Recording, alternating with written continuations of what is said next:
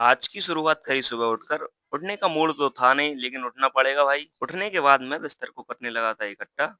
ठीक-ठाक से इकट्ठा करने के बाद मैं इसे साइड में रखने चला गया और साफ-सफाई भी ज़रूरी थी कमरे की। फिर मैंने ये बाहुबली यंत्र उठाया और इसकी सहायता से पूरे कमरे में झाड़ू मारने लगा। झाड़ू से साफ-सफाई करने के बाद अपनी खैनी बनाने लगा।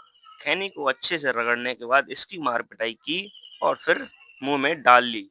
फिर मैंने उठाई अपनी गोल्ड फ्लैग की डिब्बी, जिसे पीने में मजा आता है भाई। फिर मैं जंगल करने को अपनी लैट्रिन के अंदर चला गया। जंगल से आने के बाद मैं पीने लगा था पानी। अब कुछ लोग कहेंगे कि ये शराब है। शराब तो पीता नहीं हूँ मैं, ये पानी ही है। शराब की बोतल में करके रख दिया था बस।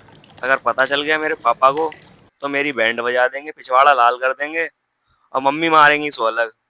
मैं देखो कितने मजे से पी रहा था। पानी पीने के बाद मैंने निकाली अपनी यूपीएससी की किताब। उसे पढ़ते-पढ़ते मुझे आ गई नींद और मैं वहीं पर सो गया। कुछ देर बाद मैं सो के उठा और भाई मुझे लगने लगी थी भूख काफ़ी ज़ोरों से। फिर मैंने उठाया तरबूज, तरबूज को अच्छे से धोया और फिर मैं इस चाकू से तरबूज को काटने लगा। तरबूज काटने में बाद एकदम बिल्कुल लाल था भाई। देख कर भाई मज़ा ही आ गया था।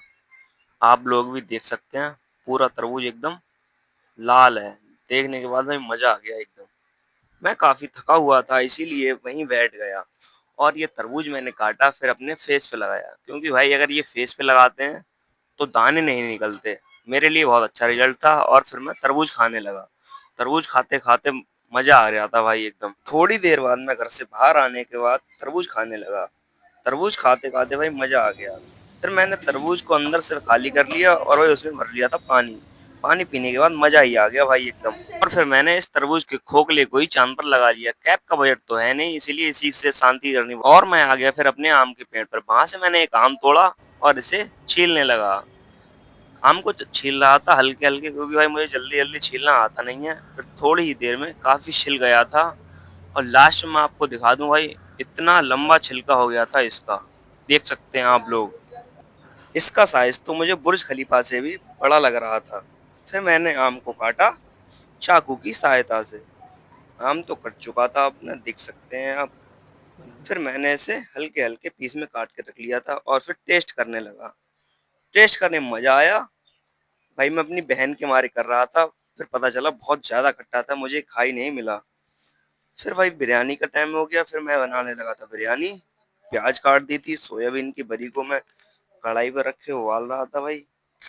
देख सकते हैं बरी भी अपनी रेडी हो चुकी थी। फिर ये बंदर महाराज आए, जिन्हें मैंने चावल डाल दिए और ये भाई मुझे पे घुड़क रहे थे। देख सकते हैं आप। फिर ये चले गए और बिरयानी में भी खौला आने वाला था।